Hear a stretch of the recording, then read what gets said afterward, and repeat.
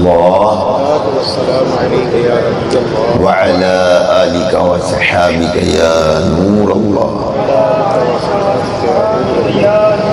اللهم صل وسلم وبارك على سيدنا ومولانا محمد النبي الأمي الحميد العالي القدر العظيم الجاه وعلى آله وصحابه وبارك وسلم صلاة وسلام عليك یا سیدی یا سیدی یا سیدی یا مکی یا مدنی یا عربی یا قریشی یا ہاشمی یا مجھر یا طبیب یا کریم یا رسول اللہ.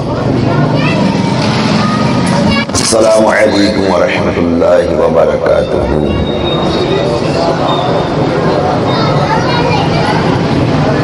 میرے میٹھے اور محترم اسلامی بھائیو،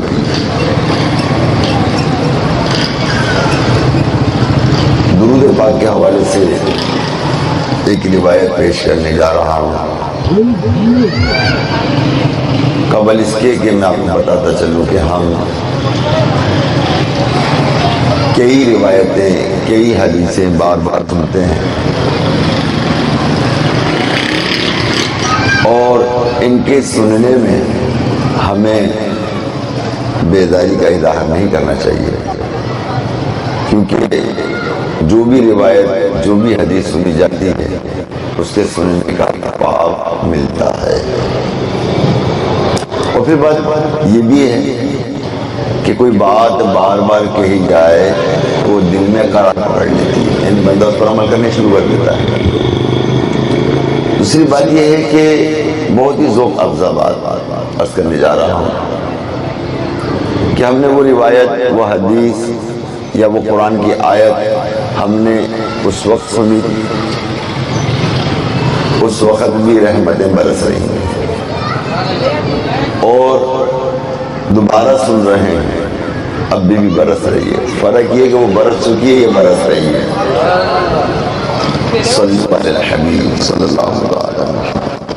میرے میٹھے محترم سے بھائیو، ایک بار حضور تاجدار مدینہ قرار قلب سینہ فیض گنجینہ صاحب معطر پسینہ صلی اللہ تعالی علیہ وآلہ وسلم مسجد نبوی میں تشریف لائے اور منبر پر قدم مبارک رکھا اور فرمایا آمین. دوسرا قدم رکھا فرمایا آمین. تیسرا قدم رکھا فرمایا آمین.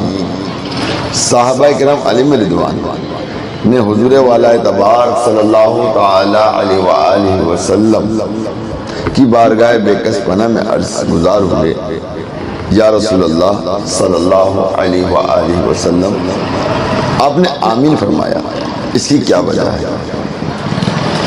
آپ صلی اللہ تعالی علیہ وآلہ وسلم نے ارشاد فرمایا ابھی ابھی حضرت جبریل امین علیہ السلام تشریف لائے اور انہوں نے 3 دعائیں کی جس پر میں نے آمین کہا.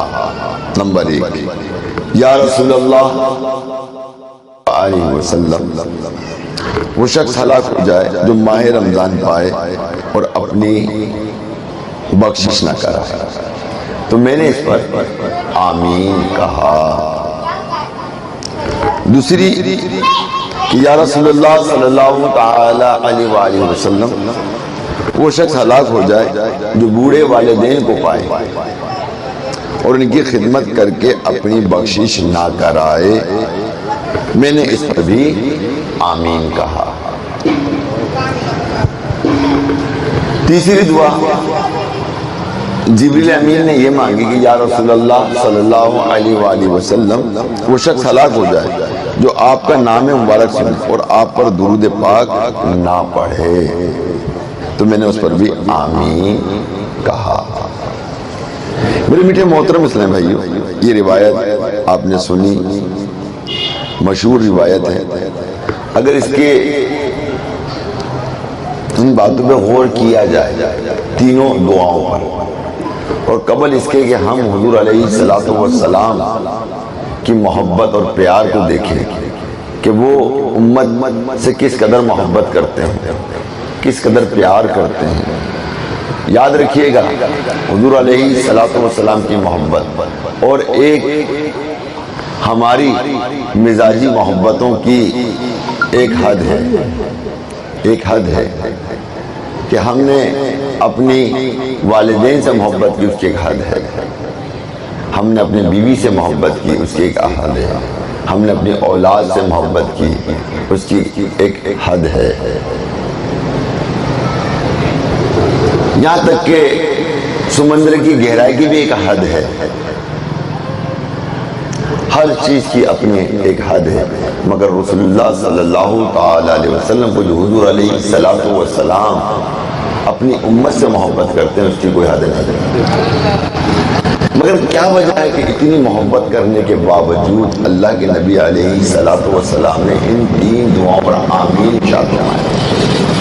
تو گویا پتہ لگا کہ جو یہ 3 کے برخلاف چلتے ہیں، جو لوگ ان 3 کے برخلاف چلتے ہیں، اللہ کے رسول صلی اللہ علیہ وسلم اس کو پسند نہیں فرماتے،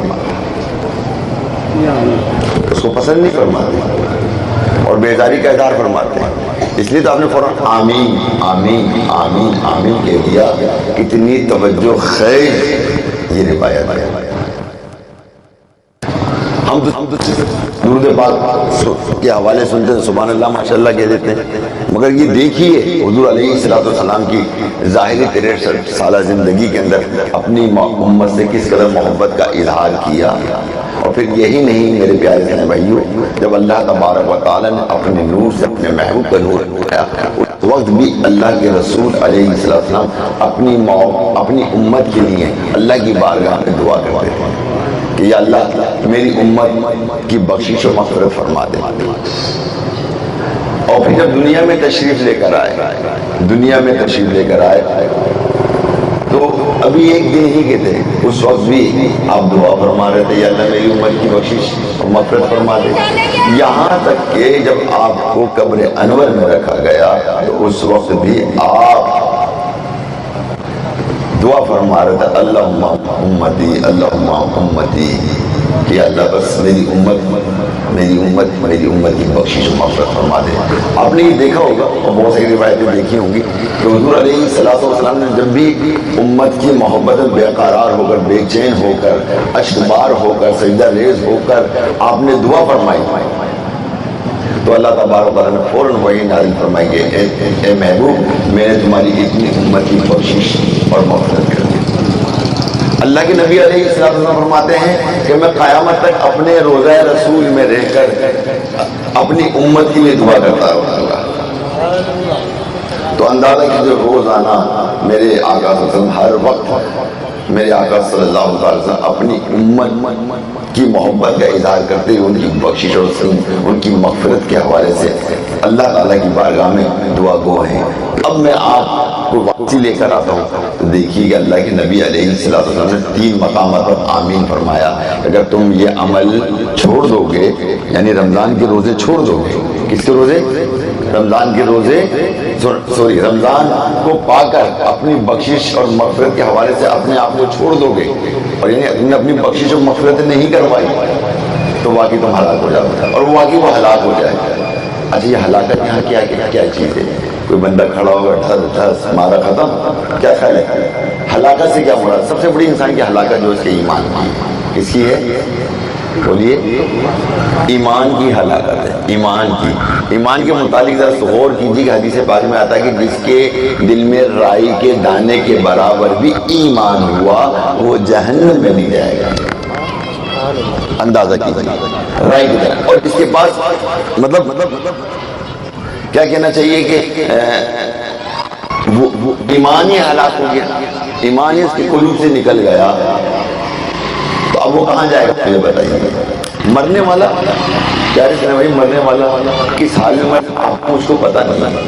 میں ایک مرتبہ بہت وقت پہلے جب موبائل کا دور نہیں تھا، مطلب موبائل کا دور تھا اس طرح کا اینڈرائڈ کا موبائل کا دور نہیں تھا جیسا بھی ہے، اس وقت میں دنیا بھر میں مطلب موبائل کے ذریعے، فون کے ذریعے بیان کرتا تھا. ان میں کچھ لوگ تھے جو میرا بیان سن رہے تھے تو دوسرے فون میرے پاس آیا کہ نہیں کل آپ نے بیان میں بڑی بات کی تھی. اب میں نے کیا کہا تھا؟ میں نے یہ بات کہی تھی کہ امت پر ایسا آئے گا کہ صبح کو مسلمان شام کو کافر، شام کو مسلمان، صبح کافر. کی حالت میں اس کی روح نکل گئی، کفر کی حالت میں اس کی روح نکل گئی، وہ مر گیا، انتقال کر گیا. کیا کر گیا؟ ایک مسلمان کے گھر میں ہو کر کفر پر مر گیا. تو اب بتائیے اس کو ہم قرآن پاک ایصال ثواب کر رہے ہیں، وہ مرا کافر ہو کر ہمیں نہیں معلوم، تو کیا اس کو فائدہ پہنچائے گا؟ یہ ذکر اللہ ہم اس کو ایصال ثواب کر رہے ہیں کہ اس کو فائدہ پہنچائے گا؟ یقیناً نہیں پہنچائے گا. ہم تو اس کے لیے بڑی محنت کر رہے ہیں، بڑی کوششیں کر رہے ہیں، مگر مرنے والا کفر پہ مر گیا. تو اب یہ چیزیں اس کو کوئی فائدہ نہیں پہنچائیں گی. یہ تمام چیزیں اس کو فائدہ پہنچاتی ہیں کہ جو ایمان کے ساتھ دنیا سے رخصت ہو رہا ہے، اور ایمان سے ہی ہم سب کو رخصت ہونا. اللہ کی بارگاہ میں دعا کرنے کی، یا اللہ عز و جل ہمیں ایمان اور عافیت کے ساتھ اٹھا، ہمیں ایمان و عافیت کے ساتھ اٹھا، ایمان بھی اور عافیت بھی ہو، اچھی موت ہو. کون سی موت ہو؟ موت بھی اچھی ہو، ایسی موت ہو کہ لوگ رشکاتے ہوں. اس طرح کی موت کو لوگ جو ہے نا وہ طلب کرتے ہوں. دعا نہیں کر سکتے کہ اللہ مجھے بھی موت دے دے، یہ تو غیر شرعی ہے. ہاں جب بھی موت کا وقت ہے، آخری وقت ہے، تو کیا یہ اچھا ہو کہ مدینہ پاک ہو. اللہ اللہ، کیا یہ اچھا ہو کہ حضور علیہ السلام کا جلوہ زیبا سامنے ہو. کیا بات ہے کہ جب یہ سارے مناظر میرے سامنے ہوں تو پھر میری نظر ٹھہرے حضور علیہ السلام کے نالے اقدس پر، بس وہیں گر کر حضور علیہ السلام کے قدموں میں چھاپ جائے، اور جنت البقیع میرا مدفن.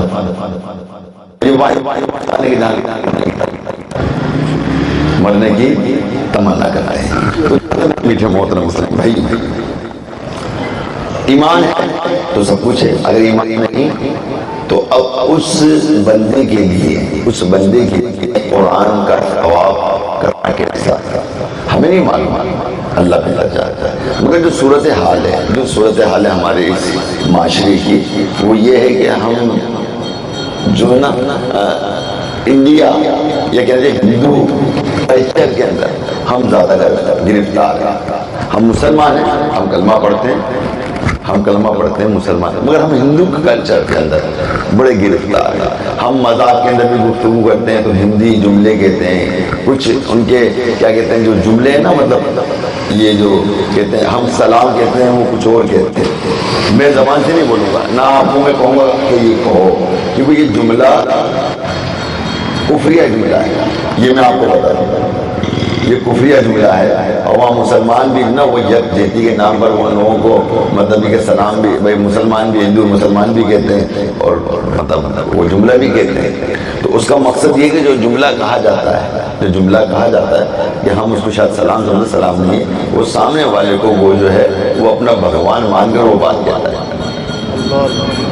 اور بھگوان کے دوسرے لفظ کے معنی کہ اللہ، یہی نا کیا خدا، گوڈ جسے کہتے ہیں، رب، اللہ تعالیٰ. تو اب ہم غور کریں پیارے سے، اس طرح انہوں نے کتنے ایسے جملے ہیں. پھر ظاہر ہے کہ جو ہم فلموں میں دیکھتے ہیں، ڈراموں میں دیکھتے ہیں، جو صورتحال دیکھتے ہیں، پھر ہم ایک چیز پہ غور نہیں کرتے. وہ یہ کہ ہندو کلچر جو ہے یا ہندو جتنے بھی ہیں، وہ جن کی ہم میڈیا پر فلمیں دیکھتے ہیں یا ڈرامے دیکھتے ہیں، مگر ان کی یہ فلمیں اور یہ ڈرامے جتنے بھی ہیں ہندو مذہب سے خالی نہیں ہوتے. کبھی آپ نے غور کیا اس بات؟ ہندو مذہب کے خالی ہوتے ہیں. اگر ہولی کا تہوار ہوگا تو وہ بھی دکھائیں گے، دیگر تہوار ہوں گے تو وہ بھی اس میں بتا رہے ہوں گے، اور اپنا جو کلچر، اپنا جو ہے وہ لوگوں میں داخل کر رہے ہیں. اچھا، اس کے برعکس آپ آ جاؤ، پاکستان میں بھی فلمیں بنی، ڈرامے بنے، تو اس میں اسلامی کلچر دکھایا نہیں جاتا. بتائیے. اچھا، اس کے برعکس ابھی آپ نے سنا ہوگا ایک ڈرامہ بڑا مشہور ہوا، اطراء الغازی جو ہے نا، اپنے سمجھ سے بھی نہیں نکل رہا. لوگوں نے بڑی اس کی تعریفیں کی، بڑے لوگوں نے اس کے ایپیسوڈ دیکھے. صحیح.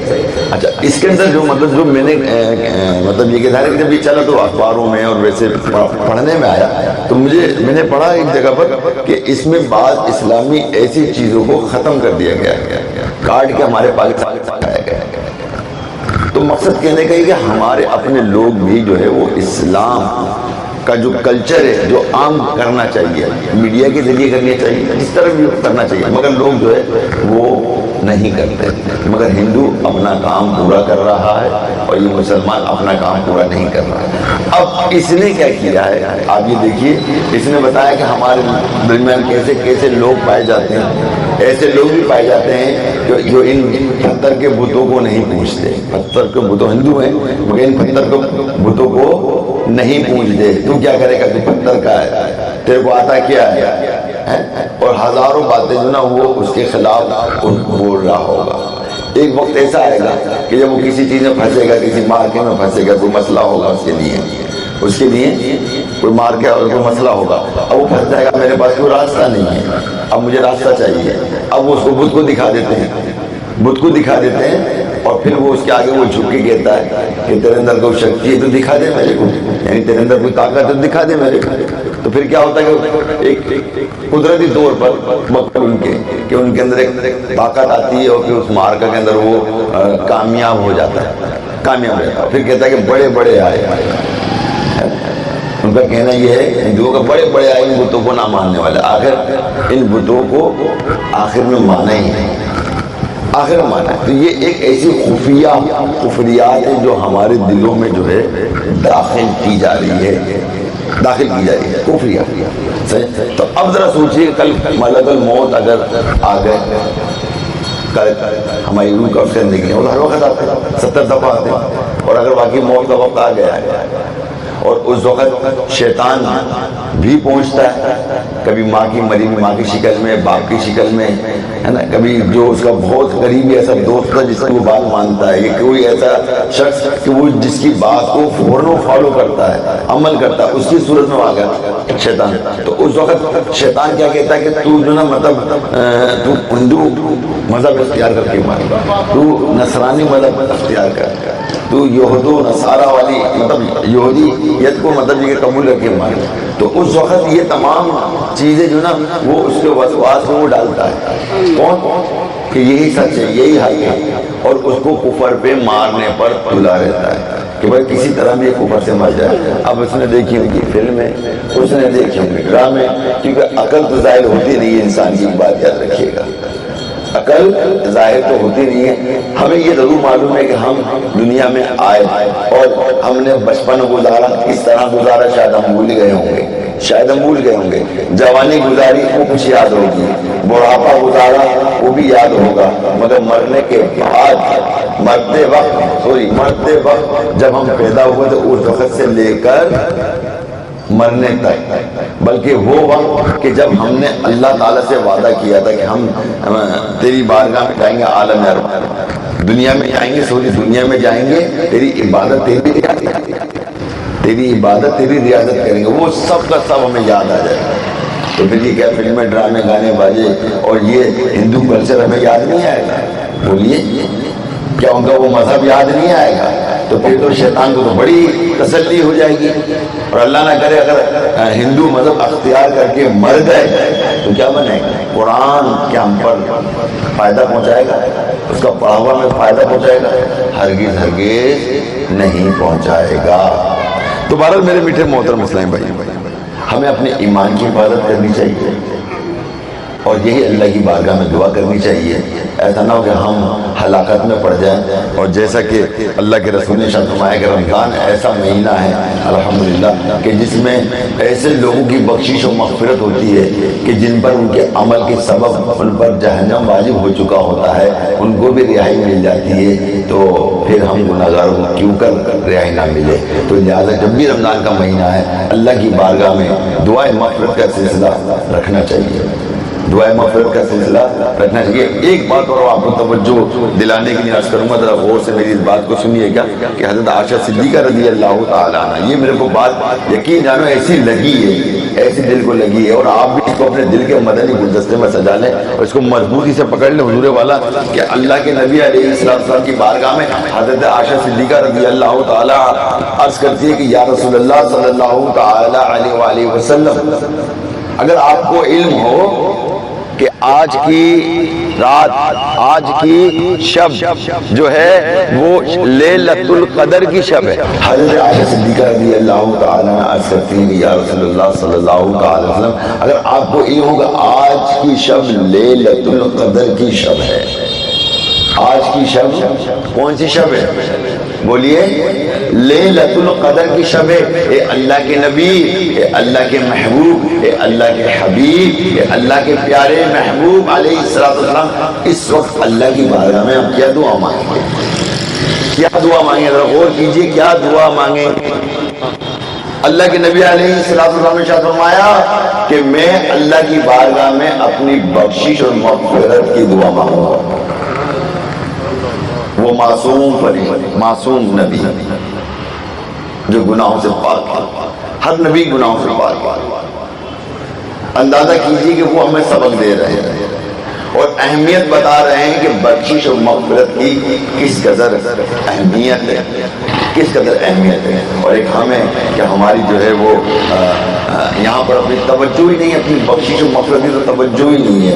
ہم نے تو اس بات کو جان لیا کہ بخشش و مغفرت تو اس کی ہونی ہے کہ جو دنیا سے چلا گیا، ایسا نہیں ہے جو دنیا میں موجود ہے اس کی بھی بخشش و مغفرت کی ضرورت ہے۔ جیتے جی اپنی بخشش و مغفرت کروانے کی میں سے عرض کر رہا ہوں۔ میں آپ کو ایک توجہ خیز بات بتانے جا رہا ہوں، ذرا غور کیجئے کہ حدیث پاک میں آتا ہے، حدیث پاک میں آتا ہے کہ مرنے والے کا حال اس طرح ہوتا ہے کہ جیسے ڈوبتے ہوئے انسان کی مانند ہے، اور وہ انتظار کرتا ہے کہ اس کے دوست، اس کے احباب، اس کے گھر والوں سے کوئی اس کو دعا پہنچے۔ اگر اس کو دعا پہنچتی ہے، اس کو اشارے ثواب پہنچتا ہے تو وہ ایسا خوش ہوتا ہے، ایسا خوش ہوتا ہے، ایسا خوش ہوتا ہے اس کی کوئی دنیا کی بہت بڑی نعمت مل گئی ہے۔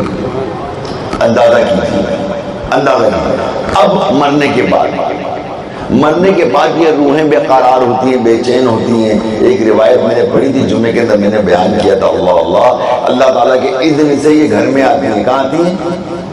شب جمعہ، نوٹ کر لیجیے، شب جمعہ، روز عاشورہ، شب جمعہ، روز عاشورہ اور روز عید اور لیلۃ القدر کی شب، اور گھر کے آگے کھڑی ہو جاتی ہے۔ اور یہ وہ روحیں ہوتی ہیں کہ جن کو ایصال ثواب ہونا بند ہو جاتا ہے، یہ آتی ہیں اور بڑی اضطرابی کی حالت میں، بے چینی کی حالت میں، بے قراری کی حالت میں، آو بقا کی حالت میں گھر والوں سے کہتی ہیں کہ خدا را تم ہمیں ایصال ثواب کرو اور ہماری جانب سے صدقہ خیرات کرو۔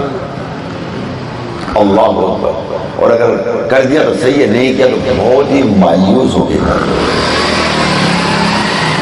بہت ہی مایوس ہو گیا۔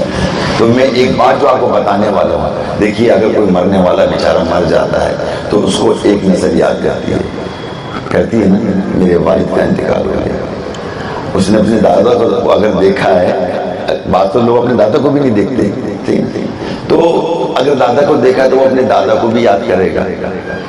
اب بتائیں، اس نے ابا کو یاد کیا، اپنے دادا کو یاد کیا یا پردادا کو یاد کیا؟ بولیے، نہیں کیا نا، نہیں کیا، بالکل نہیں کیا۔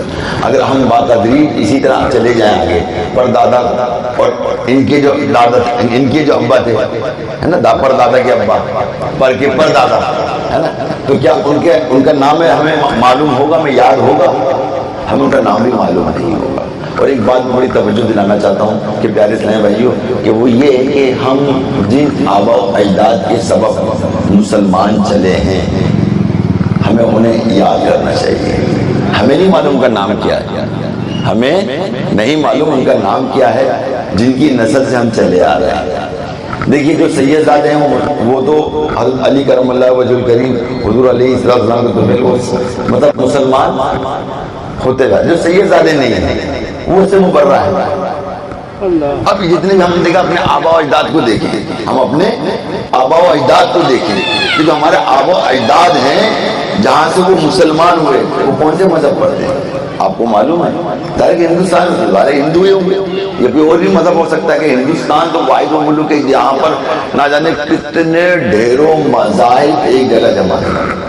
ایسے ایسے مذاہب ہیں جو ہم نے نہ کبھی سنے نہ کبھی دیکھے ہوں گے، ایسے ایسے مذاہب جو ہندوستان کے اندر، پوری دنیا کے اندر ایک واحد ہندوستان ہے۔ تو مقصد یہ کہ وہ کون سے مذہب پر تھے، اب کس کے ہاتھوں پر وہ مسلمان ہوئے یہ بھی ہمیں نہیں پتا۔ داتا علی حجویری رضی اللہ تعالیٰ عنہ کی تو فیل کی دستے مبارک پہ ہوئے، یا خواجہ غریب نواز رحمت اللہ تعالیٰ علیہ کے دستے مبارک پر ہوئے، جب سے وہ مسلمان ہوئے اور ان کی نسل سے ہم چلے جا رہے ہیں، انہیں کو ہم نے فراموش ڈال دیا کہ ہم انہیں یاد ہی نہیں کرتے، تو ہمیں ان کو بھی ایثار ثواب کرنا چاہیے۔ اب میں آپ کو بات جو بتانا جا رہا ہوں وہ یہ کہ کیا ہم عام طور پر ایک نسل یاد کرتی ہے، دو نسل کرتی ہے، بہت زیادہ تیسری نسل باقی کوئی یاد نہیں کرتا۔ اللہ تعالیٰ کی بارگاہ میں اتنی عبادت، اتنی ریاضت، اتنا ذکر کرنا چاہیے اس رب العالمین کا کہ کوئی ہمیں یاد کرے یا نہ کرے، یا اللہ بس تیری بارگاہ میں دعا ہے کہ اس سے پہلے کہ یہ روح ہماری جسم سے جدا ہو، ہماری بخشش و مغفرت ہو جائے، ہمیں جنت میں اعلیٰ مقام ہمیں عطا فرما دے، مرنے سے پہلے ہمیں اپنا مقام دکھا دے، تاکہ ہمارے اندر چین و سکون کی اطمینان ہو، اور بس اپنے فضل و کرم سے بس تو ہمیں نواز دے، ہمیں کوئی ایثار ثواب کرے یا نہ کرے، بس تیری رحمت ہم پر ہمہ وقت برستی رہے، ہمہ وقت برستی رہے۔ تو اب اس کے لیے ہم توجہ بھی کرتے رہیں، اپنی بخشش کا سامان بھی کرتے رہیں، کوئی ایسے اعمال بھی کرتے رہیں کہ مرنے کے بعد اس کا ثواب ملتا ہے۔ تو ایسی بہت ساری چیزیں، مسجدیں بنا دیں آپ، مسجدیں بنا دیں، یا کسی کے لیے غریب کے لیے پانی کا بندوبست کر، ثواب بھی جاری ہے نا، کسی کو قرآن پاک پڑھا دیں، وہ پڑھائے گا، وہ اس کو پڑھائے گا، وہ اس کو پڑھائے گا، تو انشاءاللہ ثواب اس کو ملتا ہے، ثواب اس کو ملتا رہے گا۔ تو بہرحال میرے میٹھے محترم مسلم بھائی، بخشش و مغفرت کی بڑی اہمیت ہے، اللہ کے نبی علیہ السلام کی روایت سے آپ کو پتہ لگا۔ اسی طرح میرے میٹھے محترم اسلام بھائیوں کہ درود پاک ہم پڑھیں، اور حضور صلی اللہ علیہ وسلم پہ جو ہے، حضور علیہ السلام پر ہم درود پاک نہ پڑھیں تو یہ بھی ایمان کی ہلاکت ہے۔ اللہ تعالیٰ آپ کو اور مجھ کو محفوظ فرمائے۔ اور جو تیسری بات ہے کہ جو اپنے بوڑھے والدین کو پائے، جو اپنے بوڑھے والدین کو پائے اور ان کی خدمت کر کے جنت حاصل نہ کرے تو وہ بھی ہلاک ہو۔ پیارے محترم، میں آج بوڑھے والدین کے ساتھ ہمارا رویہ کیا ہے، ہمارا رویہ کیا ہے؟ ہر گھر میں والدین کو اپنی اولاد سے شکایت ہے، بہو آ گئی تو شکایت ہے، وہ بہو بھی ہے، بہو ہو گئی، کیا ہو گئی؟ کیا ہو گئی؟ بہو ہو گئی، بہو ڈرانے والی بہو۔ اور حقیقت یہ آپ بات آپ نے یہ اس کا مشاہدہ کیا ہوگا، اگر آپ گھر سے لڑکی ودا کرتے ہیں ٹھیک، اور وہاں سے لڑکے والے بہو لے کر آتے ہیں، ایمانداری سے بتا دونوں خوف زدہ ہیں یا نہیں؟ دونوں خوف زدہ ہیں یا نہیں؟ لڑکی والا یہ لے ہو گیا، گھر میں داماد آ گیا، کیا آ گیا؟ داماد آ گیا۔ اب یہ ہو سکتا ہے کہ مطلب یہ ڈیمانڈ کر سکتا ہے، داماد کیا کر سکتا ہے؟ ڈیمانڈ کر سکتا ہے، میری بچی کو تکلیف دے سکتا ہے، مار پیٹ سکتا ہے، کود سکتا ہے، سب کچھ کر سکتا ہے، ظلم کر سکتا ہے، سب کچھ کر سکتا ہے۔ تو وہ خوف زدہ کہ داماد آ گیا۔ اچھا، اب وہاں پر مطلب یہ کہ لڑکے والے بھائی گھر میں بہو آ گئی کہ لڑکا نہ لے اڑے، کیسا لڑکا نہ لے اڑے کہ لڑکا والدین کے خلاف نہ ہو جائے۔ اب یہ کالے سر والی اس کو پتنی کیا کیا پڑھائے گی، اتنے عرصے میں تو ہم اس کو بہت کچھ پڑھاتے رہے، اسے تو ایک رات میں سب کچھ پڑھا دیا، ایک رات میں کچھ پڑھا دیا۔ تو کہنے کا مقصد ہے دونوں طرف سے خوف زدہ ہے۔ اب یہ خوف زدہ کیوں ہے؟ وہ یوں ہے کہ ہم اللہ سے بے خوف ہیں، ہم اللہ سے بے خوف۔ اگر ہم اللہ سے خوف رکھتے ہیں تو یہ سارا خوف بھی دور ہوگا، گھر کا ماحول بھی اچھا ہوگا۔ اور یہ ماحول اچھا ہمارے گھروں میں حقیقت جانی ہے کہ وہ اسی صورت ہو سکتا ہے کہ جب ہمارے بچوں کو دین آتا ہو، علم دین آتا ہو، دین سیکھتے ہو، دین پہ عمل کرتے ہو، دین پر عمل کرتے ہو۔ اگر وہ دین پر عمل نہیں کرتے اور دین کو نہیں سمجھتے، دین سے عملی طور پر بیداری کا اظہار کرتے ہیں تو یہ سارے کام ہوں گے۔ اور یہ ہر گھر کے اندر ہے، کہاں ہے؟ ہر گھر کے اندر۔ اب میں آپ کو یہاں پر بھی ایک بات بتاتا چلوں، دیکھیے ایک بچہ ہے، وہ عالم دین بنتا ہے، عالم دین بنتا ہے تو وہ اپنے والدین سے ڈرتا ہے۔ کس سے ڈرتا ہے؟ ایک عالم دین بنتا ہے، کس سے ڈرتا ہے حضور؟ والدین سے ڈرتا ہے۔ کیوں ڈرتا ہے؟ کہ ایسا نہ ہو کہ میری والد مجھ سے ناراض ہو جائے اور کوئی بات ایسی نہ نکل جائے کہ جو میری آخرت تباہ برباد ہو جائے۔ اور ایک بچہ وہ ہے جو ڈاکٹر ہے، انجینئر ہے۔ اب بتائیں جو ڈاکٹر ہے، جو انجینئر ہے، جو پڑھ لکھ کر ایک دنیا دار بن گیا ہے، اس سے کون ڈرے گا؟ اس سے والدین ڈرتے ہیں، اس سے والدین ڈرتے ہیں۔ ایسا نہ کہ ہمارے بچے کو کوئی بات بری لگ جائے کوئی بات بری نہ لگ جائے تو وہ اس سے ڈرتے ہیں۔ اب بتائیے سعادت مند کون ہے؟ دین والا نا، کہ جو اپنے والدین سے ڈرتا ہے کہ ایسا نہ ہو یہ مسئلہ تو میرا خراب نہ ہو جائے۔ اور یہ ہے کہ یہاں والدین ڈرتے ہیں اپنی اولاد سے، یہ پڑھا لکھا ہے، انجینئر ہے، ڈاکٹر ہے، اس نے ایک پوسٹ سنبھالی ہوئی ہے، کوئی بات ایسی نہ ہو کہ میرے بچے کو بری لگ جائے، میرے بچے کو بری نہ لگ جائے۔ تو اب دیکھیے پہلے کتنا انسان کی سوچ میں زمین آسمان کا فرق ہے، کتنا فرق ہے۔ تو پتہ لگا کہ اگر ہم دین سیکھیں گے تو یہ ساری خباثتیں جو ہمارے درمیان ختم ہو جائیں گی۔ دین نہیں سیکھیں گے تو یہ کچھ بھی نہیں رہے گا۔ پھر یہی ہوگا کہ یہاں سے داماد سے بھی خوف زدہ ہے اور بہو سے بھی خوف زدہ ہے اور گھروں کی حالات سے بھی بندے خوف زدہ ہیں۔ اللہ تعالیٰ ہم پر رحم کرے، اللہ تعالیٰ ہم پر فضل کرے۔ جبکہ پیارے محترم بھائیو، یہ والدین وہ بڑی نعمت ہے، وہ بڑی نعمت ہے، وہ بڑی نعمت ہے کہ پیارے محترم بھائیو کہ بیان سے باہر۔ روایتیں بہت کچھ ہیں، بہت ساری حدیثیں اس کے بارے میں بیانات کی گئی ہیں اور کہا گیا ہے اس لیے کہ ہم اپنے والدین کو سمجھیں۔ جب ہم اپنے معاملات میں آتے ہیں ہم اپنے والدین کو نہیں دیکھتے، ہم اپنی والدہ کو نہیں دیکھتے، ہم اپنے والد صاحب کو نہیں دیکھتے۔ بس اوقات یہاں تک میں نے دیکھا ہے پیرس میں بھائیوں، میں نے سنا ہے ایک خاندان کی بات بتا رہا ہوں، سنا ہے کہ جس گھر میں بڑا بہت پیسہ تھا اور باپ کا انتقال ہو گیا اور بٹوارے میں اس قدر مطلب خانہ جنگی ہوئی کہ مطلب اولاد نے ماں باپ کی قبر پہ آ کر جو نا اپنے باپ کو ٹھوکریں ماری ہیں قبر پر، اور نعوذ باللہ مطلب نازیبا جملے جو ہے نا وہ قبر پہ کہیں ایسے لوگ۔ اللہ اللہ، یعنی اتنی سی بھی شرمندگی نہیں ہے، اتنی سی بھی شرمندگی نہیں ہے کہ ہم یہ بات کس کے لیے کہہ رہے ہیں، کس کو کہہ رہے ہیں۔ اللہ اللہ، جبکہ پیارے محترم ہے یہی باپ چاہے وہ بوڑھا ہو جائے، یہی باپ چاہے بوڑھا ہو جائے، ذرا غور کیجیے، یہی باپ اگر بوڑھا ہو جائے تو وہ اپنی اولاد کو زندہ دیکھنا چاہتا ہے۔ کتنا بھی بوڑھا ہو جائے وہ اپنی اولاد کو اپنی زندگی میں زندہ دیکھنا پسند کرتا ہے، مردہ دیکھنا، بولیے، مردہ دیکھنا پسند نہیں کرتا۔ یہ اس کی محبت ہے، یہ اس کا پیار ہے اپنی اولاد کے حق میں ہے، اور اپنی اولاد کی زندگی کے لیے دعا کرتا ہے۔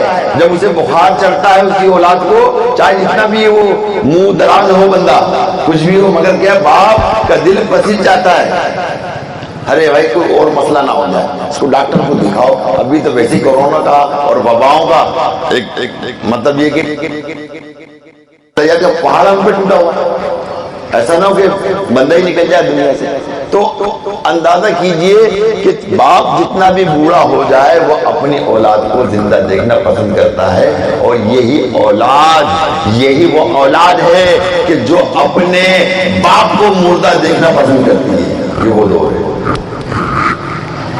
باپ مرے گا تو بٹوارا ہوگا، باپ مرے گا تو کچھ حصہ ملے گا۔ اب اندازہ کیجیے۔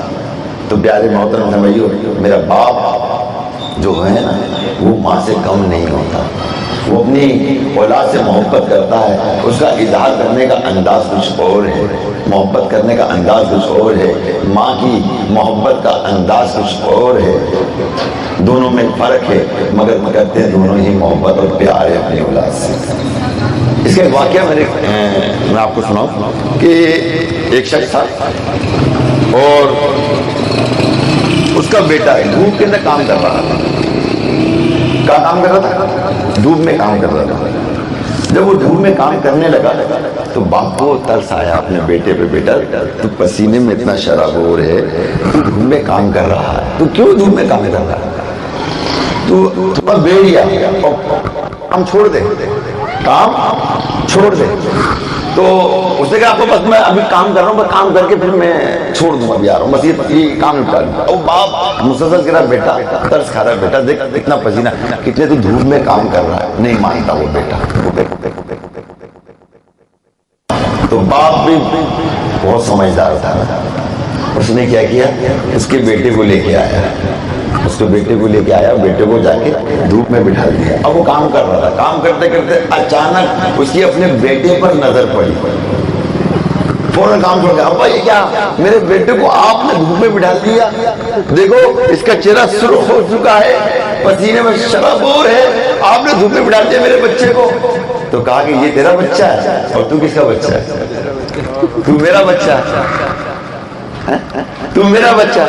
تو یہ بتا, جس طرح تجھ کو تیرے بچے کی آئی تو کیا مجھے تیری نہیں آئی؟ کیا مجھے تیری نہیں آئی؟ تو پیارے محترم ہمیں باپ بڑی محبت کرتا ہے.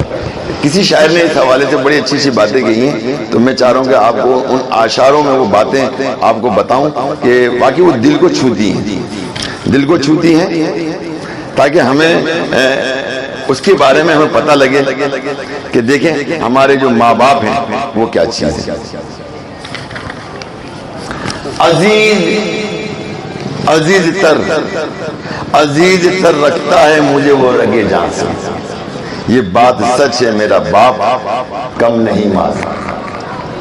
عزیز رکھتا ہے مجھے وہ رگے جان سے, یہ بات سچ ہے میرا باپ کم نہیں ماں سے.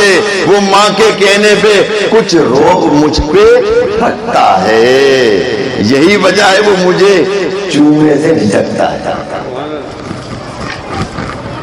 وہ آشنا میرے ہر کرب سے رہتا ہے, میری ہر تکلیف سے وہ آشنا رہتا ہے. وہ آشنا میرے ہر کرب سے رہتا ہے, ہر دم جو کھل کے رو بھی نہیں پاتا مگر سے سکتا ہے. جڑی ہے اس کی ہر ایک ہاں فقط میری ہاں سے, یہ بات سچ ہے میرا باپ کم نہیں ماں سے. ہر ایک درد وہ چپ چاپ خود پہ سہتا ہے, ہر ایک درد وہ چپ چاپ خود پہ سہتا ہے. تمام عمر وہ اپنوں سے کٹ کے رہتا ہے, وہ لوٹتا ہے کہیں رات دیر سے گھر کو, دن بھر وجود اس کا پسینے میں تر رہتا ہے. گلے میں پھر بھی مجھے ایسے چاک داماں سے, یہ بات سچ ہے میرا باپ کم نہیں ماں سے. پرانا سوٹ پہنتا ہے اور کم وہ کھاتا ہے, پر کھلونے میرے سب خرید لاتا ہے. اللہ اللہ.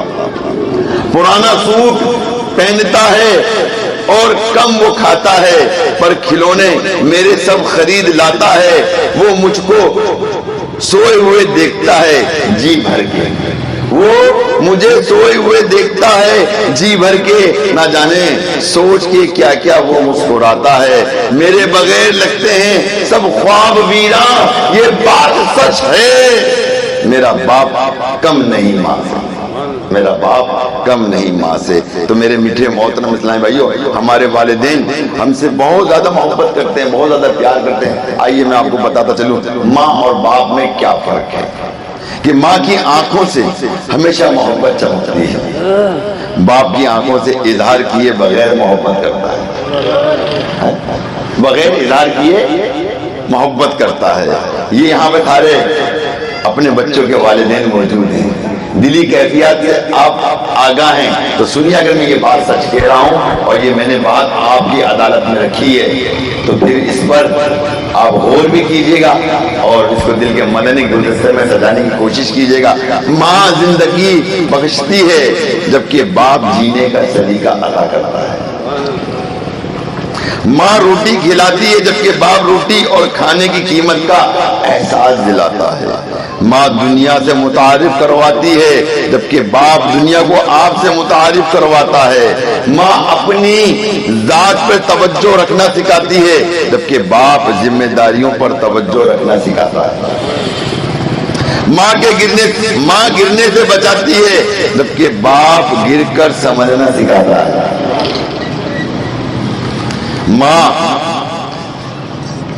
ماں پیروں پہ چلنا سکھاتی ہے جبکہ باپ زندگی کے نشیب و فراز میں اپنے بل بوتے پر چلنا سکھاتا ہے. ماں اپنے تجربات سکھاتی ہے جبکہ باپ نئے نئے تجربات کرنے کا حوصلہ پیدا کرتا ہے. ماں کی محبت کا اندازہ دنیا میں آنکھ کھولتے ہی ہو جاتا ہے، جبکہ باپ کی محبت کا اندازہ خود باپ بننے کے بعد ہوتا ہے۔ ایسا ہی ہے نا، خود باپ بنے، ابھی تو نہیں پتہ لگے گا، پہلے باپ تو بن جائے پھر پتہ لگے گا۔ باپ بن جائے تو پھر باپ کو پتہ لگتا باپ کیا چیز ہوتا ہے۔ اس سے پہلے اولاد کو پتہ نہیں ہوتا، بیٹا یہ باپ اولاد سنتی نہیں ہے نا آج کے دور کے اندر۔ جب خود صاحب اولاد ہوتا ہے تو پھر باپ کی محبت نظر آتی ہے، پھر وہ باپ کا مسکرانا یاد آتا ہے، پھر باپ کا وہ دیکھنا یاد آتا ہے، پھر باپ کی وہ نگاہیں یاد آتی ہیں، تکتی ہوئی نگاہیں یاد آتی ہیں۔ اللہ اللہ۔ تو میرے میٹھے محترم اسلامی بھائیوں، والدین ہم سے کیا چاہتے ہیں، آئیے یہ بھی میں آپ کو بتاتا ہوں، پھر چند روایتیں آپ کے سامنے پیش کروں گا۔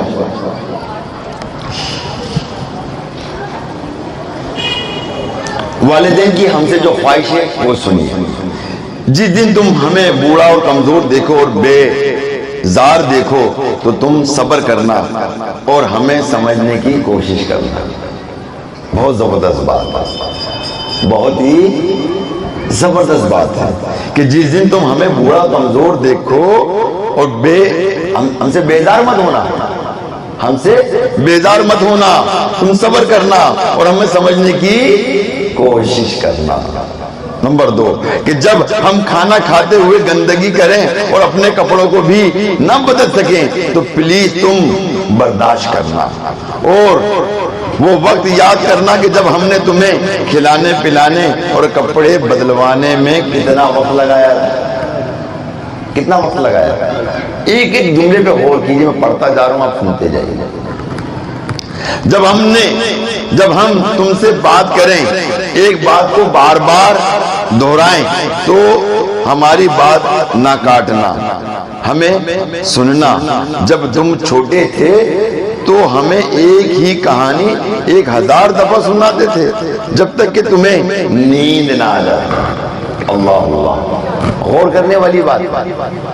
اس میں تو لوگوں نے میڈیا پہ نا مطلب وہ کلپس بھی بنا دیے لوگوں نے، لوگ اشک بار ہو جاتے ہیں، اشک بار ہو جاتے ہیں، بے قرار ہو جاتے ہیں۔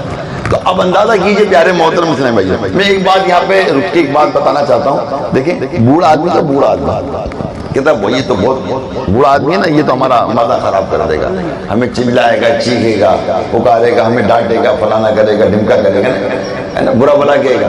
ایک بھائی آدمی بوڑھا آدمی اگر جب تک بول رہا ہے نا، بول رہا ہے، سمجھ لو کہ بول رہا ہے، اور جس دن وہ خاموش ہو گیا نا تو آپ بولتے رہو، بول تو بولتا ہے، تو بولے گا بھی نہیں۔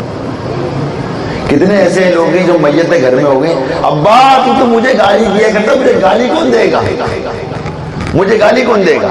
تو بھائی بوڑھے کو زندہ ہونے کے لیے بولنے کی ضرورت ہے، اس کے پاس بیٹھنے کی ضرورت ہے، اس کو بیٹھا جائے، کیونکہ انسان جو ہوتا ہے نا، انسان جو ہوتا ہے نا، وہ ایک وقت ایسا آتا ہے پیارے محترم سے بھائیو کہ اس کی زندگی اب جیسے ہماری جو عمر ہے اور مجھ جیسی جتنے لوگوں کی عمر ہے نا، وہ ایک وقت آئے گا ہم موت سے سمجھوتا کرنے جا رہے ہیں، مگر ہمارے نزدیک نا یہ جو کیا کہنا چاہیے اسپتال ہے، یہ ہمارے لیے خوف کا باعث ہوتے ہیں۔ کسی شاعر نے کہا نا کہ کیا کہا کہ ایسے اڑوں کہ جال نہ آئے خدا کرے، ایسے اڑوں میں ایسے اڑ جاؤں، کوئی جال نہ آئے خدا کرے، رستے میں اسپتال نہ آئے خدا کرے۔ اللہ اللہ۔ تو میرے میٹھے محترم اسلامی بھائیوں، کہ میں اپنے آپ کو اتنا سمیٹ سکتا ہوں، میں اپنے آپ کو اتنا سمیٹ سکتا ہوں، کہیں بھی قبر بنا دو میں لیٹ سکتا ہوں، کہ زندگی میں کوئی میرے پاس 2 منٹ نہ بیٹھا اور آج سب میرے پاس بیٹھے جا رہے ہیں۔ کوئی تحفہ نہ ملا آج تک مجھے، کوئی تحفہ نہ ملا آج تک مجھے کوئی، اور آج پھول ہی پھول دیے جا رہے ہیں۔ ترس گیا ہوں میں کسی کے ہاتھ دیے گئے کپڑے کو، ترس گیا میں کسی کے ہاتھ دیے گئے کپڑے کو، اور آج نئے نئے کپڑے اوڑے جا رہا ہوں۔ 2 قدم نہ ساتھ چلنے والے آج، 2 قدم نہ ساتھ چلنے والے آج وہ قافلہ بنا کر چلے جا رہے ہیں. آج پتا چلا کہ موت کتنی حسین ہوتی ہے. ہم تو یوں ہی جیے جا رہے ہیں. تو میرے میٹھے اور محترم اسلام میں دیکھیں، اور جب انسان جینے کی تمنا ختم کر دیتا ہے نا، اپنی جینے کی تمنا ختم کر دیتا ہے، تو وہ جلدی دنیا سے رخصت ہو جاتا ہے. اور جو جینے کی تمنا رکھتا ہے تو اللہ اس کو ویل پاور بھی دیتا ہے، وہ بھی جیتا بھی کرتا ہے. اور ایک وقت آتا ہے کہ انسان جو بالکل بے بس ہو جاتا ہے کہ بس اب زندگی ختم ہو جانا چاہیے. تو بہرحال میرے میٹھے محترم اسلامی بھائیوں، چوتھی بات یہ، والدین کہتے ہیں کہ جب ہم نہانا چاہیں تو ہمیں شرمندہ نہ کرنا اور نہ ہی ڈانٹنا. یاد کرنا جب ہم تمہارے ہزاروں بہانوں کے باوجود تمہارے پیچھے پڑے رہتے تھے کہ کسی طرح تم نہا لو. نمبر 5، جب ہم انٹرنیٹ کی نئی ایجاد کو نہ سمجھ سکے تو ہمیں ہمارے طریقے سے اس کو سکھانے میں مدد دینا. ہم نے تمہیں بہت ساری چیزیں سکھائیں، صحیح طریقے سے کھانا کھلانا، صحیح طریقے سے کپڑے پہننا اور اپنے حق کے لیے لڑنا. جب کبھی کبھی ہماری یادداشت کھو جائے یا بات چیت کا مضمون بھول جائیں تو ہمیں یاد کرانے کے لیے مناسب وقت دینا. اور ہم یاد نہ کر سکیں تو گھبرانا نہیں. اصل چیز بات چیت نہیں، بلکہ ہم تمہارے ساتھ وقت گزارنا چاہتے ہیں اور یہ بھی چاہتے ہیں کہ تم ہمارے ساتھ باتیں کرو اور ہماری باتیں سنو. جو اس اسٹیج پر ہے،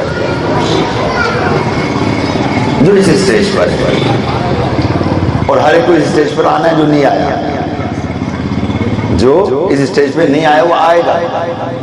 اور اس کے بیٹا بیٹی بھی ہوں گے، وہ بھی اس سے دور ہوں گے، گھر میں رہ کر دور ہوں گے، پوتا پوتی بھی ہوں گے. جب تک چھوٹے ہوں گے دادا دادی نانا نانی پکارتے ہوں گے، وہ بھی بڑے ہو گئے ہوں گے زندگی، تو وہ بھی انسان سے تنہائی محسوس کرتا ہے. اللہ اللہ، یہ دنیا کس قدر ظالم اور کس قدر عبرت خیز یہ دنیا ہے کہ جو ہمیں اپنی زندگی کا رنگ دکھاتی ہے. اور ہم ہیں کہ اللہ تبارک و تعالیٰ کی نافرمانی کرتے چلے جاتے ہیں، اس کی معصیت کرتے چلے جاتے ہیں. تو پیارے محترم اسلام بھائی، ہم اس چیز کو ہمیں اس چیز کو سمجھنے کی ضرورت ہے. آئیے آخر میں چند روایتیں بیان کر کے تاکہ آپ تک وہ باتیں پہنچ جائیں والدین کے حوالے سے. اور اگر یہ درمیان میں یہ تمام چیزیں ہماری زندگی کے کسی حصے میں آئیں تو ہم ان حدیثوں سے اپنی اصلاح کر لیں. وہ چند حدیثیں بیان کر کے میں اپنا بیان اختتام کروں گا. حدیث پاک میں آتا ہے، ایک شخص نے رسول اللہ صلی اللہ تعالی علیہ وسلم کی خدمت بابرکت میں عرض کیا کہ یا رسول اللہ صلی اللہ تعالی علیہ وسلم، ماں باپ کا اولاد پر کیا حق ہے؟ فرمایا وہ دونوں تیرے حق میں جنت اور دوزخ ہیں. یعنی ان کی خدمت اور اطاعت، یعنی ان کی بات ماننا تمہیں جنت کا مستحق بنا دیتی ہے اور نافرمانی دوزخ کا. دوسری حدیث سنیے، ایک شخص نے حضور صلی اللہ تعالی علیہ وسلم کی خدمت بابرکت میں حاضر ہوا اور عرض کیا کہ میرے باپ کے پاس کچھ رقم نکلتی ہے. کیا کہا کہ میرے باپ کے پاس میری کچھ رقم ہے کہ دیتا نہیں. رسول اللہ صلی اللہ تعالی علیہ وسلم جب یہ سنا تو آپ سیدھے ہو کے مبارک اس آدمی کی طرف کر کے فرمایا تو اور تیرا سب کچھ تیرے باپ کا ہے. اندازہ کیجیے کیا فرمایا،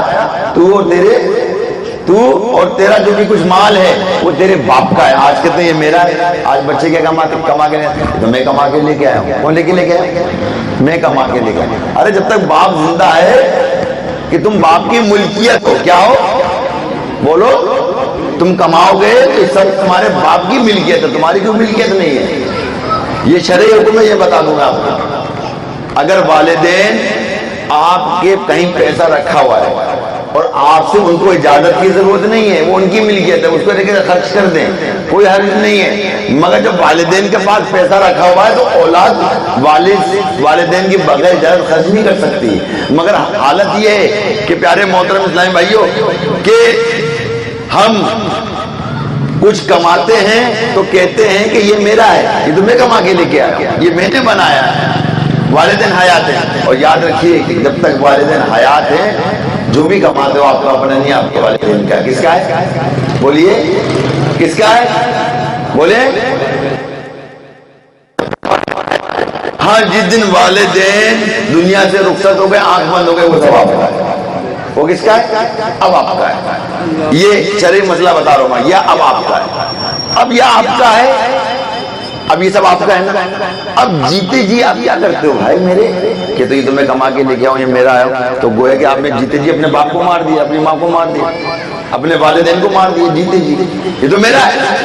تو تمہارا تو جب ہوگا جب تمہارے والدین نہیں ہوں گے، مگر تمہارے والدین موجود ہیں. ابھی تمہارا کچھ نہیں ہے، تمہارے مالک و مختار موجود ہیں، تم پہ پورا پورا حق رکھنے والے موجود ہیں، تمہارے لیے دعا کرنے کے لیے موجود ہیں، تمہارے اچھے مستقبل کی دعائیں اللہ کی بارگاہ میں کرنے والے موجود ہیں.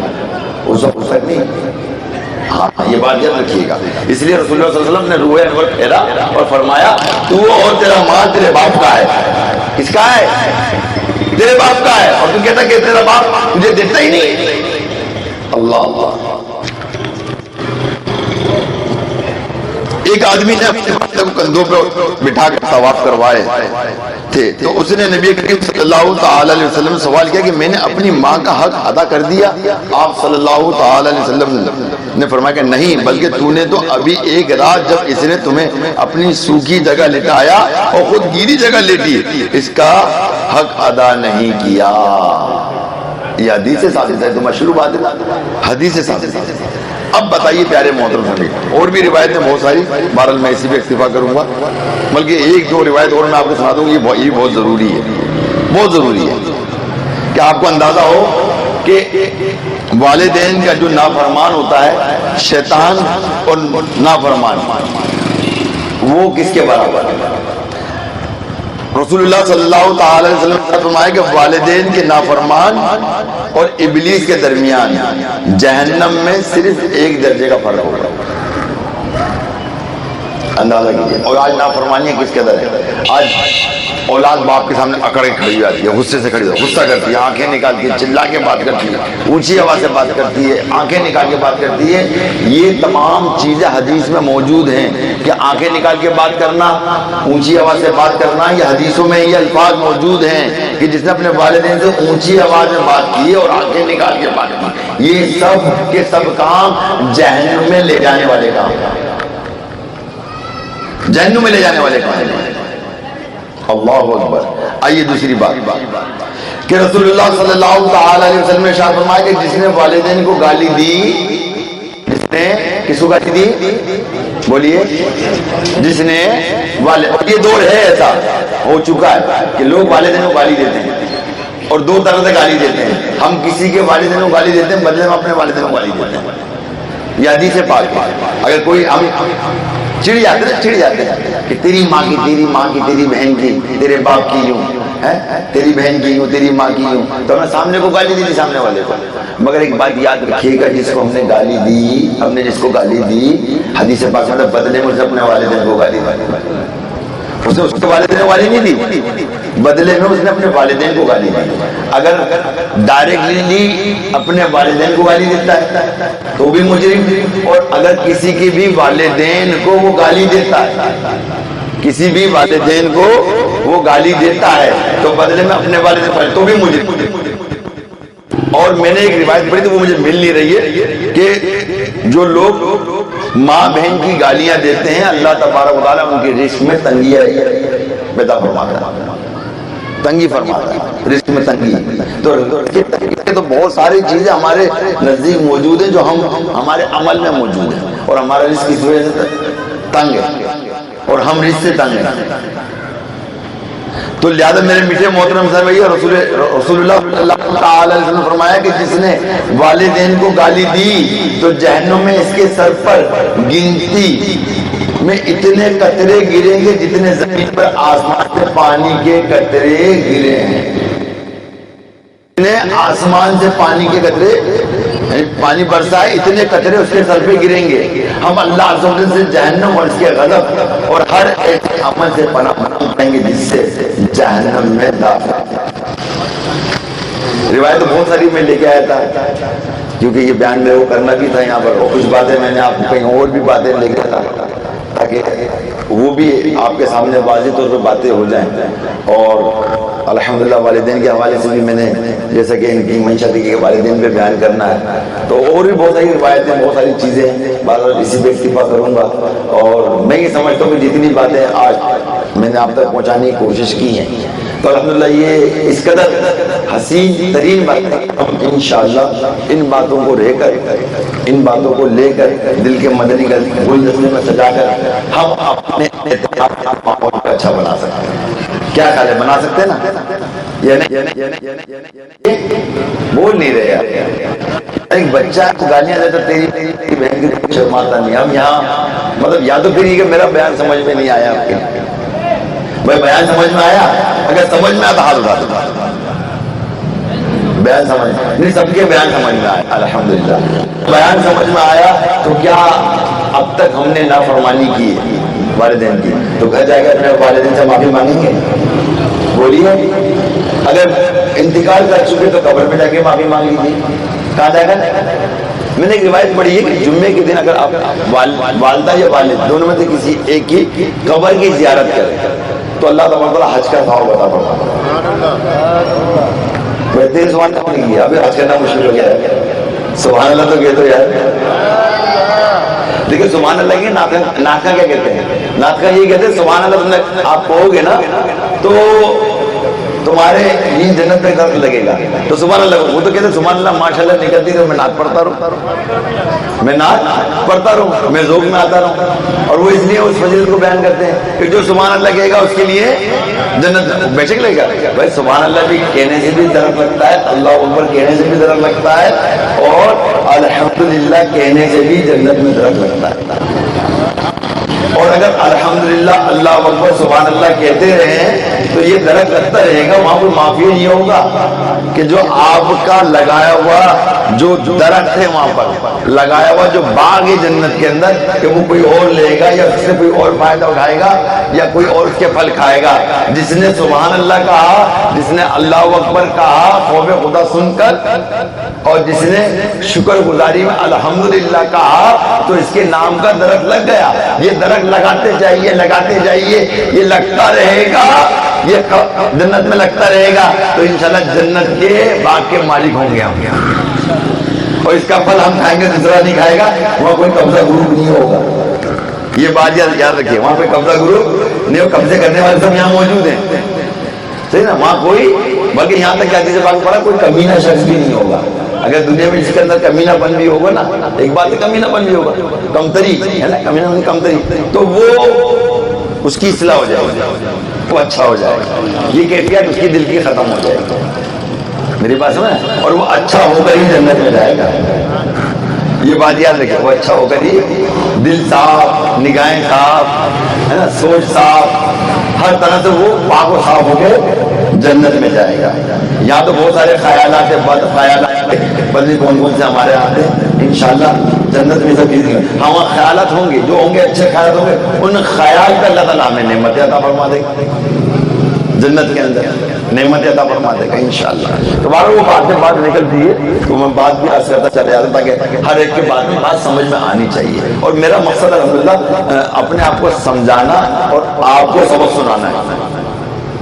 میری بات سمجھ؟ پرنتو میں مطلب اپنے آپ کو سمجھا رہا ہوں، میری نیت یہی ہے کہ میں آپ کو نہیں سمجھا رہا، مگر جو سبق میں لے رہا ہوں اپنے آپ سے اور اپنی زبان سے تک بات یہ پہنچا رہا ہوں تو اس سے آپ بھی سیکھ رہے ہوں، میں بھی سیکھ رہا ہوں. اور ہمیں چاہیے گا اب تک ہم اپنے والدین سے نافرمانی کرتے رہے، آج کے بعد گھر جا کے معافی مانگیں گے. یقین جانے کہ خلیل آرہی صاحب کی بچوں کی امی کا جب انتقال ہوا تو وہاں میں نے ماں کے 8 جھوٹ پہ بیان کیا تھا. اور جب میں ماں کے 8 جھوٹ بیان کرتا ہوں تو مجھ سے بھی نہیں رہا جاتا. اگر میں بھی خالی پڑھنے لگا ہوں تو میرے آنسو نکلنا شروع ہو جاتے ہیں، جبکہ میں نے اس پہ ایک دفعہ نہیں کئی دفعہ بیان کیا ہے. لوگوں نے کئی مرتبہ مجھ سے جو نا خواہش کی ہے کہ نیال پہ اس پہ بیان کریں، دوبارہ اس پہ بیان کریں. ایک مرتبہ تو میں نے تخلے حیدرآباد میں نے کیا تھا، بہت بڑا اجتماع تھا، وہ گلی پوری مجھے نظر آ رہی تھی کہ دور تک تھی، حیدرآباد میں حضرت سری سر نظر آ رہے تھے. یقیناً لوگ گھروں سے نکل کے آ گئے تھے اور مطلب اس قدر زارو بتا رو رہے تھے کہ بیان سے باہر. بیان سے باہر یقین جانے. اچھا تو وہ میں نے بیان کیا تھا, کچھ میرے سے ملنے کے لیے دبئی سے کچھ لوگ آئے ہوئے تھے, تو میں نے کہا کورنگی چھیل میں میرا بیان ہے وہیں آ جاؤ. تو وہیں ان کو لوکیشن دی, وہ پہنچ گئے تھے بیچارے. وہ پہنچ گئے, پہنچنے کے بعد مطلب کہ وہ بیٹھے رہے بیان سنتے رہے. بیان سننے کے بعد جیسے میرا ختم ہوا مجھ سے ملے نہیں, فوراً چلے گئے. نہ لنگر کھایا نہ کچھ کھایا. میں نے فون کیا, بھائی کہاں گئے, کدھر گئے؟ بولو بھائی آپ نے ایسا بیان کیا ہے, یہ ماں کے 8 جھوٹ پر ایسا آپ نے بیان کیا ہے کہ بس ہمیں اپنی غلطیاں اور کوتاہیاں یاد آ گئیں, اور اتنی چیزیں وہ ہمارے عمل میں تھیں. ابھی ہم اپنے والدہ کے پاس آئے اور یہی باتیں کر رہے ہیں اور ان سے معافیاں مانگ رہے ہیں. ہم ان سے اپنے معافیاں مانگ رہے ہیں, اپنی کوتاہیوں کی. بھائی یہ سوچ کے ماں سے بھاگے, ہم سے نہیں رہا گیا کہ جو ہم نے اپنی ماں کا دل دکھایا ہے کہ ہمیں اپنی ماں کا دل نہیں دکھانا چاہیے. اللہ تو دیکھا پیارے سے. اگر آپ کو یہ بیان آپ کو دیکھنا ہو تو میں نے رمضان کے دن بھی یہ بیان کیا تھا, ماں کی یاد میں ہے نا, ماں کی یاد ہے نا. اس کے اندر بھی آپ دیکھیں گے اعتکاف میں کیا تھا, لوگ زاروں قطار ہو رہے تھے, بڑے بے چین تھے. مطلب اگر آپ نے دیکھنا امت کا بھلا ہے, اور بیان نافی لکھیں گے تو یہ میرے ہی بیانات آ جائیں گے سارے. بیان نافی صرف بیان نافی لکھیں گے تو سارے میرے بیانات آ جائیں گے. مختلف آئی ڈیز کی بھی آ جائیں گی, کیوں پہلے ہماری امت بڑی 11ویں کی آئی ڈی تھی, پھر نہال لوگ نافی یہ ہماری آئی ڈی تھی. پھر ہم نے کہا نہیں ہے, ہمارا جو پلیٹ فارم ہے نا وہ امت کا بھلا ہے. کیا ہے بولیے, امت کا بھلا ہے. یعنی ہمارا سلوگن ہے کہ دعوت کو عام کیجیے, امت کا بولے بھلا کیجیے, دعوت کو عام کیجیے. یہ تو سنا ہے نا ہم نے, یہ سلوگن سنا ہے کہ کس نے سنا ہے؟ ہاتھوں اٹھائے, سب نے سنا ہے ماشاءاللہ, کہ دعوت کو عام کیجئے امت کا بھلا کیجئے. دعوت کو عام کیجئے امت کا بھلا کیجئے. تو پیارے محترم امت کا بھلا, جب ہم امت کا بھلا کرنے جائیں گے نا تو ہمارے اندر بہت ساری جو خباثتیں ہوں گی نا قلب کی, وہ خود بخود دور ہو جائیں گے, خود بخود دور ہو جائیں گی. تو میرے ساتھ جو نا یہ نعرہ لگائیں کہ دعوت کو عام کیجئے امت کا بھلا کیجئے. اور یہ اس لیے پلیٹ فارم اب رہنے دیجیے, اب وقت نکل گیا کہ مطلب پلیٹ فارم میں ہی ہمارا اس نیت کے سبب کہ اللہ کے نبی علیہ الصلوۃ والسلام نے اپنی محبت امت سے کرتے ہوئے آپ نے آنسو بہائے. ہم چاہتے ہیں کہ رسول اللہ صلی اللہ تعالی علیہ وسلم کی ٹپکتے ہوئے آنسوؤں کو کچھ قرار مل جائے. کیا مل جائے بولیے, قرار مل جائے. کچھ قرار, مکمل ہم نہیں دے سکتے اپنے عمل سے, کچھ قرار مل جائے, کچھ قرار جو ہے مل جائے, تاکہ اس میں ہماری بخشش و مغفرت ہو, امت کی بخشش و مغفرت ہو, کہ اس سے آپ کے دل کو قرار ملے گا, آپ کو قرار ملے گا. اور ان تمام قرار کو پہنچانے کے لیے ہم سالانہ بڑی 11ویں کرتے ہیں. کیا کرتے ہیں؟ سالانہ بڑی 11ویں کرتے ہیں. آپ کو پتہ کریم میموریل کرکٹ گراؤنڈ کے اندر یہ ہماری محفل ہوتی ہے الحمدللہ. اور اس میں ہمارے جو جتنے بھی حلقہ احباب کے لوگ ہیں نا الحمدللہ, میں نے سب کی ڈیوٹیاں لگائی ہوئی ہیں. اس میں دعائے حزب البحر کا میں نے دور کرا رکھا ہے. ٹھیک, اسی طرح میں نے ان سے نوافل کے لیے بھی کہا گیا نوافل پڑھیں اور دعا کریں, ہے نا. پھر میں نے وہ مقامات جہاں پر دعائیں رد نہیں ہوتی, خانہ کعبہ کے سامنے رد نہیں ہوتی, مطاف میں رد نہیں ہوتی, صفا مروہ میں رد نہیں ہوتی, صحیح, عرفات کے میدان جو حج کا میدان ہوتا ہے اس وقت نہیں ہوتی, مینا کے اندر جب حج کا وقت ہوتا ہے دعا رد نہیں ہوتی. یعنی جہاں جہاں مقامات, مدینہ شریف کے اندر آپ گنبد خضرا کو دیکھیں, روضہ رسول پہ پہنچیں, وہاں دعا کریں, ریاض جنت میں دعا کریں. یہ وہ مقامات ہیں جہاں دعائیں بولیں رد نہیں ہوتی, یعنی جہاں دعائیں رد نہیں ہوتی. اور کچھ ایسے خاص اوراد و وظائف کہ جن کے پڑھنے سے دعائیں رد نہیں ہوتی, جن سے دعائیں رد نہیں ہوتی, تو ان سب سے میں نے یہ کہا ہے کہ آپ اللہ تعالیٰ کی بارگاہ میں یہ دعا کریں کہ یا اللہ جو جس نیت سے اس سالانہ بڑی 11ویں میں آئے دعا دے کر اللہ کی بارگاہ میں, اس کو فوراً اس کی دعا قبول ہو, اس کی بگڑی بن جائے, اس کی بگڑی بن جائے. مجھے ایک بات یاد آ رہی ہے اس حوالے سے کہ ایک بیچاری خاتون تھی, ان کا والدہ کی پاؤں سے معذور ہو چکی تھی, چلا نہیں جاتا تھا. تو انہوں نے کیا کیا کہ اپنی والدہ کو جب آئیں تو گود میں اٹھا کر پنڈال تک لیا, کہ اسلام دینے کو بہت بڑا نظام ہوتا ہے, پردے کا نظام ہوتا ہے. وہ بیٹھی رہی وہاں پر صحیح. پھر وہاں اعلان ہو کہ مغرب کا وقت ہو گیا ہے, مغرب, اور سب کھڑے ہو جاؤ, پھر نماز پڑھ ہے نا. ذرا مردوں میں اعلان ہوتا ہے, آواز وہاں پہ بھی جاتی تھی, بھائی سب کھڑے ہو جاؤ نماز کے لیے, کھڑے ہو جاؤ اور نماز ادا کرنا. تو جب یہ جملہ وہاں سے نکلا مائک پر, اور جب لوگ نماز کے لیے کھڑے ہوئے تو وہ جو بوڑھی خاتون تھی نا وہ بے اختیار کھڑی ہو گئی,